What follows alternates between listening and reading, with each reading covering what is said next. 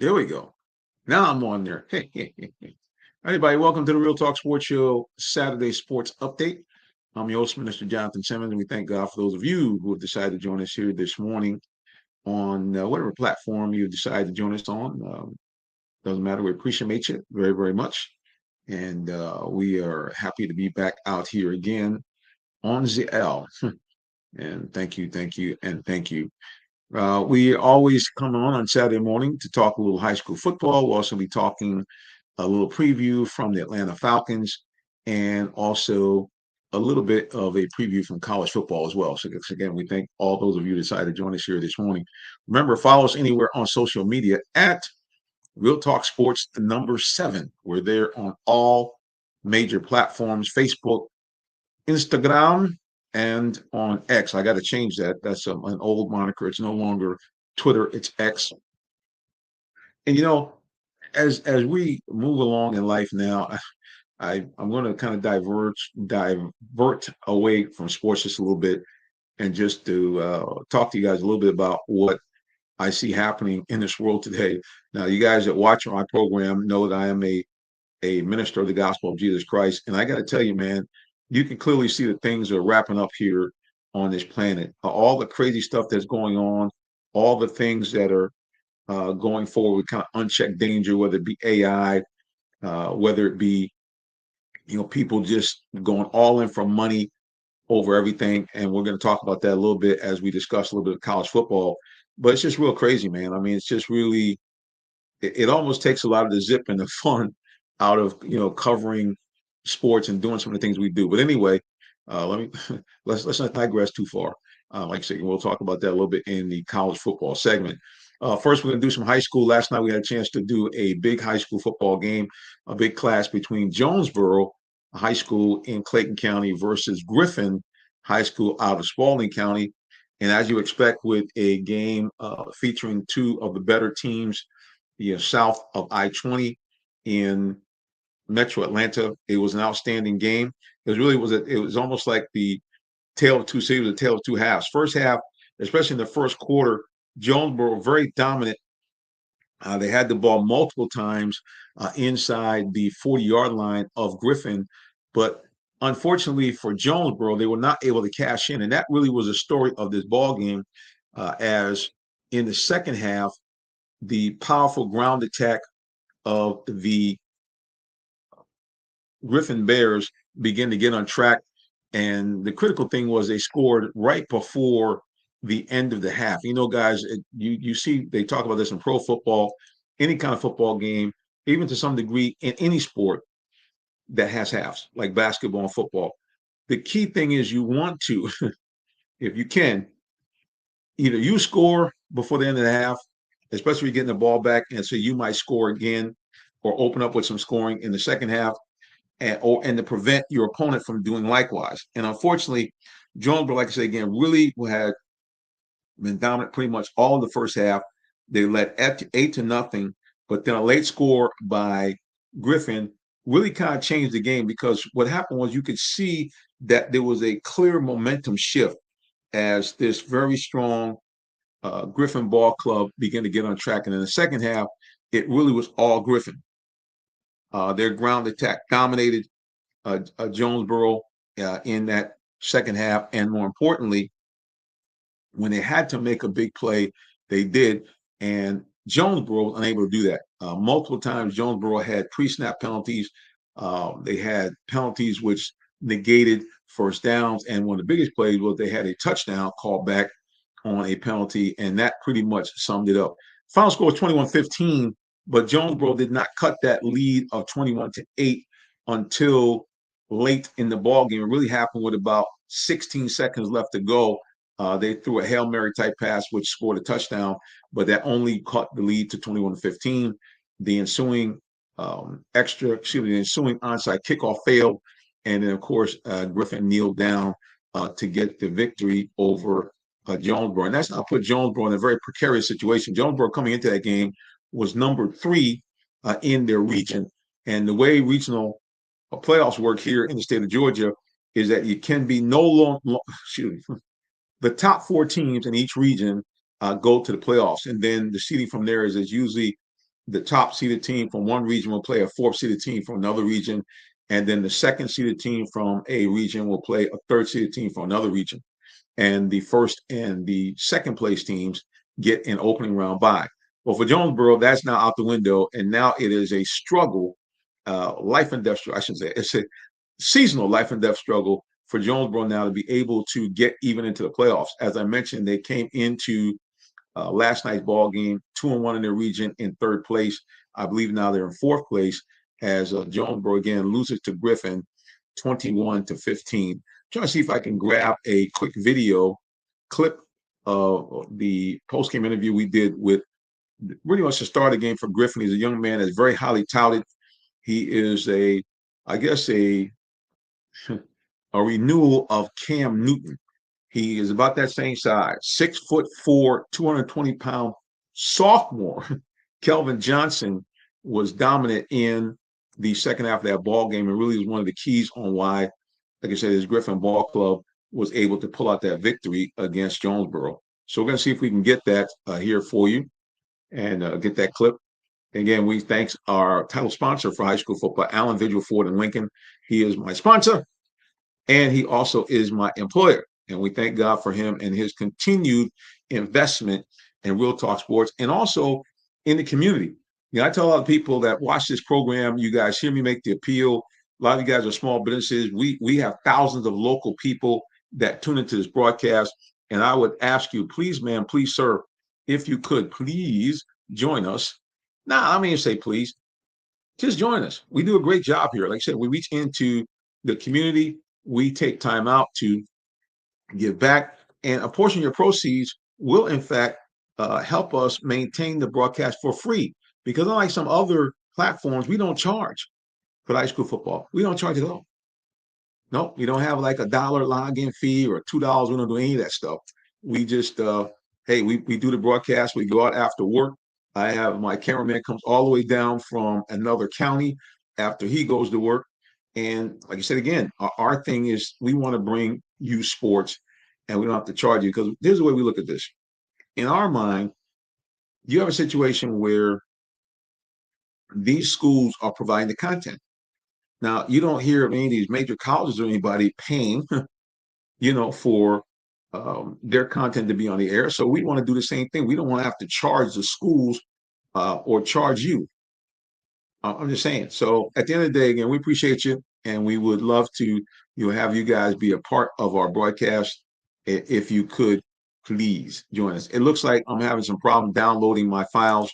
As always, when we do live, there's always some shenanigans going on. So it looks like we cannot download the file for whatever reason. I guess it's the wrong type of file. Very disappointing. That's all right. So what's going on? Let's just go ahead and review the scores from high school football around the area. And if you want to get more of this, go to our high school football page on realtalksports.net, and we actually have a scoreboard that is set up right there. Let's take a look at what happened here in Clayton County.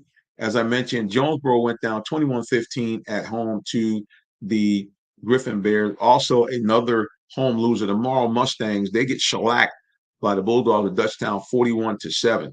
Let's scoot over now to DeKalb County. Tucker making a run to once again be in the postseason conversation. They knock off the North Spring Spartans 42-33. And a team that everybody told me, no, let me put the brakes on. Let me continue this. Let's also take a look at Arabia Mountain. They get blown out at home. The Shiloh comes in. The Shiloh Generals knock them off 42-7. Another very strong team in DeKalb County, and they are year in and year out. Marist, the War Eagles, shut out Clarkston, 44-0. And a team that you're really going to have to watch in DeKalb County, because I actually met one of their coaches and he said, hey, man, you need to come out and check us out. The Lithonia Bulldogs. Lithonia Bulldogs 7-1 after destroying St. Pius, who is normally a very good team year in and year out, 48-7 at home. So keep your eye on Lithonia Bulldogs. We certainly are going to look to have them either on our show or we actually will do a game. Lithonia Bulldogs are flexing their muscle up in DeKalb County. Let's scoot down now to South Fulton. And we have two teams who are normally very strong in the county. They both had big wins yesterday. The Westlake Lions kind of have regrouped. They have kind of taken on the chin in a couple of games this year. It's going to be a struggle for them to get the postseason, but they make their mark in a big game on the road, knocking off Chapel Hill 42-10. And meanwhile, at home, the Langston Hughes Panthers, a team that won a state title just a few years ago and was in the state finals a few years ago as well, right after that, they won against Northgate Vikings 40-5. So look out for Langston Hughes, a team that I think should go deep in the playoffs and have a shot to win the state championship in their region. All right, that's our quick update of scores for high school football. We're going to take a quick break. We'll be back with more of the Real Talk Sports Show in just a moment. Looking for a vehicle? Come to Allen Vigil Ford Lincoln in Morrow, Georgia. We're a family-owned dealership that's been serving the Atlanta area for over 40 years, offering an unbeatable selection of new Fords, Lincolns, and pre-owned vehicles. Enjoy our exceptional customer service and great financing options tailored just for you. Visit us at 6790 Mount Zion Boulevard in Morrow, Georgia, located just 20 minutes from downtown Atlanta. Call us at 678-364-3979 or visit online at allenvigilford.net. Coming up next, it's the Real Talk Sports Show, bringing you great sports talk with perspective. Now, here's our host, Jonathan Simmons. I'm back here with the Real Talk Sports Saturday update. It's always good to be with you here on the weekends as we get ready to wrap it up. And today, good Lord willing, I'm going to be heading out to Morehouse. Check them out for their homecoming. It's a big deal. Morehouse is an HBCU, which is a black college, predominantly black college. Let me just get to the point here. Morehouse is what we call HBCU. What that stands for those of you who are not familiar, is historically black colleges and universities. That means these are colleges that were set up back in the day, many, many years ago, where there was a huge racial divide in this nation, and black people were not allowed to go to a college and university. So we made our own, oftentimes with investment and help of white people. But the bottom line is that these universities have thrived, and they have produced a lion's share of black professionals and degree holders in the U.S. And they have had a huge impact on our society in all aspects. Another aspect they do well in is in football and in sports. And so today we're going to go down to Morehouse, which is kind of considered, I guess, the Harvard of the HBCUs. Some of your great leaders of African-American descent have graduated from Morehouse, and they have had huge impacts on our nation, including such legendary people as Dr. Martin Luther King. So we're going to go down today. It's their homecoming. They share the homecoming day with Spelman. Now, Morehouse is an all-male school. Spelman is an all-female school. And so they're going to be having their homecoming. We're going to go down and check out their game as they host Lane College in their homecoming today. And speaking of college football, and I'm going to wrap it up with this. I got to tell you guys, this one of the things I think is really something to look out for. And I know the government wants to get involved in all kinds of shenanigans involving sports, but one area where I think that there should really be a halt, and there should be no, I'm putting it with a big capital N, no private equity investment in college football. First of all, how can you have quote unquote an investment in a college? Okay, colleges are supposed to get endowments. Colleges are supposed to get donations. But this nonsense about private equity firms investing in colleges and conferences is the most ridiculous, greedy, and to me, I know this is going to sound really weird. It's really, to me, almost a satanic thing that's going on. And you're saying, brother, that's a strong thing. And here's why. The idea that you're going to have investors, which what does an investor do? Like if you invested in something, what would you expect? A return on your investment. All right. What does that have to do with college, which I understand with NILs? I understand that people are getting paid by the bag man, all kind of stuff before, free cars, free houses, all that kind of stuff. But at the end of the day, it is still under the auspices of being a somewhat amateur sport. Maybe not so much in Division I, but certainly at the lower levels, Division III, JUCO, and to some degree Division II, it still has a air of being a amateur sport. And the idea is for the athlete, unless they are at a elite level, their primary thing is that playing that sport is designed to help them get their education. That's it. I mean, you get this because you're a great athlete, but you're supposed to parlay that into getting this education, which is provided via scholarship at no charge. The idea that you have private investment firms that are now going to be involved with this is ridiculous. Matter of fact, there should be no private equity really involved in sports at all. That's to me, that's why you have a lot of the problems you have right now in sports. These exuberant salaries, these ridiculous things that go on as far as scheduling when teams can play, midweek games, strange times in the afternoon or evening, no regard really for the fan base or for the I should fan base. I guess that includes both in person and viewership, and really to some degree, no real regard for the athlete and the coaches to have to adjust to these ridiculous times they have. All because it's about money. And here's the other thing, guys: the fun and the energy in the game, a lot of that at some point is going to get drained away. And not only that, you also you start to get into a situation where the game outcome may be tainted, because I'm going to say it again. When you make an investment, you're looking to get a return on that investment. And so if people could find a way to get a better return, you better believe they're going to do it. I'm just saying, this whole thing with private equity investment has opened up a whole Pandora's box of potential problems for college sports. And I think that if the government ever wants to get involved, this is the time to get involved, to put a complete halt to any type of private equity investment. It's ridiculous. It's already ridiculous that you have these greedy, arrogant, ego-driven college presidents and conference presidents who have rigged and gerrymandered and wrecked many of our conferences. You now have teams that were on the West Coast playing the Big Ten, which is the Midwest Conference. You have teams playing on the ACC, Atlantic Coast Conference, like California, that's from the West Coast. This is all nonsense. This is all driven by greed. All driven by greed and ego and fear. College presidents or ADs don't want to lose their job because the fan base or whoever, a lot of it's not the real general fan base. A lot of this has been driven by boosters, people who are college graduates who now have a lot of money, and they're bullies.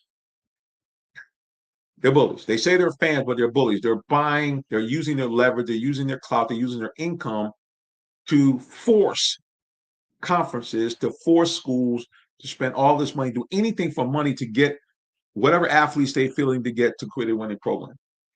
It's now about winning at any cost. It's got nothing to do with sportsmanship anymore. That's out the window for the most part. It's got nothing to do with what makes sense, the real competition, the idea of having regional competition that then lends itself at the end of the year to national competition. All that stuff is gone. All stuff is gone. It's just ridiculous. The greed, all those nasty names you can use to describe greed, avarice. I'm just fed up. And I guess now I sound like the old guy in the barbershop ranting and raving. I don't care. I'm going to put it again. I left it right up on this moniker on for those of you who are watching. There should be absolutely no private equity investment in college sports. And really should be very limited in professional sports. Because I say again, we have seen the track record of most private equity investors. A lot of these guys are dirty, greedy, nasty people. We see it here in the real estate market as these firms have gobbled up homes, refuse to put them back on the market. They want to create a renter society. They've stripped the ability of average citizen to build any kind of wealth, either then or generationally. These guys, not all of them, but many of these private investors, these private bankers are crooks and really a step above being gangsters. And the idea that you're going to let these people invest, I don't care if you're saying, oh, well, it's some type of pension fund, get private equity out of sports. And that's all I have to say about that. All right, guys, last but not least, let's talk about the Falcons coming up. Big game out in San Francisco They had a huge win at home against the Buffalo Bills, a team that is a contender for a Super Bowl bid. They were dominant, especially on defense, winning the game 24-14, and clearly confusing and bamboozling Josh Allen, the reigning MVP from the Buffalo Bills. The Falcons were just incredible in that win last week. Now, all that being said, last week was pretty much of a must-win for them because of the stinker they played, being shut out by the Carolina Panthers, who apparently are a team that is better than we thought, as they won their game last week. But in looking at this Falcons team, we were excited about what's going on, but we want to kind of, let's not get too excited. This Falcons team was, like I said, very dominant in the first half of that ball game and really had a chance to kind of really drop the hammer and put the nail in the coffin. They had the ball with an opportunity to score either a touchdown or a field goal at the end of that first half, and they did not. And when the Bills came out in the second half and scored and cut that lead to 21-14 and really offensively began to move the ball fairly well against the Falcons in the second half, it showed a weakness that this team still has, which is the inability to close out games. Now, I don't want to go overboard because they, in fact, did do what they had to do to close that game at the end. But I think that when you're playing teams, especially top teams, if you have your opportunity to put your foot on the neck of that opponent, you got to do it. Understand? But that's really about the only negative that you can take away from Falcons last week. Other than that, outstanding. Michael Penix, the quarterback, still is, that's another area where it needs to improve. But again, the guy's still, quote unquote, in terms of number of games, a rookie. 20 of 32, 252 yards, 1 touchdown. That 20 of 32, he's going to have to pick that up because in the NFL, low 60s in your completion percentage. Now you got to get it up there to mid to high 60s. That's where your top quarterbacks, find their completion percentage. Again, this was not bad. This was around 64%, but he's really, or 63%. He needs to get that up into that 67 to 68%. 2 out of every 3 passes, man, you need to be spot on. So again, he's real close. You've had 2 more completions, you'd have been right there. So Michael Penix, again, good game, and more importantly, didn't turn the ball over.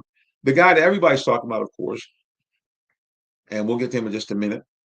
We want to go and continue to look at other top players here for the Falcons. Drake London, 10 receptions, 158 yards, but I think about 8 of them came like in the first quarter and a half. Well, of course, it doesn't matter. 10 for 158, that dog will hunt all day long. But the guy who has really now grabbed the attention of the national media is Mr. Bijan Robinson, a gentleman who has to be an MVP candidate. Bijan in that game set a record for himself, 230 yards of all-purpose offense, including 19 carries for 171 yards on the ground, and that included a spectacular 81-yard dash for a touchdown early in the game, but he also had 6 receptions for 68 yards. So 8.9 yards a carry and 11.3 yards per reception. 25 touches, 230 yards, almost 10 yards per touch. The guy right now, he's cooking, playing outstanding, is Mr. Bijan Robinson. Like I said, again, he'd have to be an early favorite for MVP. That's why I said an MVP. All right, everybody, we got to wrap it up right here. Thank you so much for joining us. I just want to remind you, I do each and every week, and I mentioned a little bit earlier in the broadcast about time wrapping up and how you have to be kind of tuned in to the spiritual aspect of life. And the biggest thing I want to tell you, if you do not have a relationship with God by believing in his son, Jesus Christ, I can implore you to do that today. And this is real simple how it works. You have to repent of your sins, believe that Jesus Christ came here, fully man, fully God, died for your sins, but more importantly, rose from the dead. And when he did, 2 spectacular things happen to you if you believe in him. Number 1, you become a citizen of the kingdom of heaven. And number 2, you become an adoptive child of God with all the rights therein. That means you now go to God like a heavenly parent, ask him for anything that you need or desire, and according to his will, he'll give it to you. And when you die, you go to that wonderful, spectacular, beautiful place called heaven, and you avoid that nasty place called hell. I don't know about you, but I like option number 1 instead of option number 2. All right, everybody, until the next time we get back together again, God bless you and have a wonderful rest of the day or evening, whichever may apply. So long. Take care.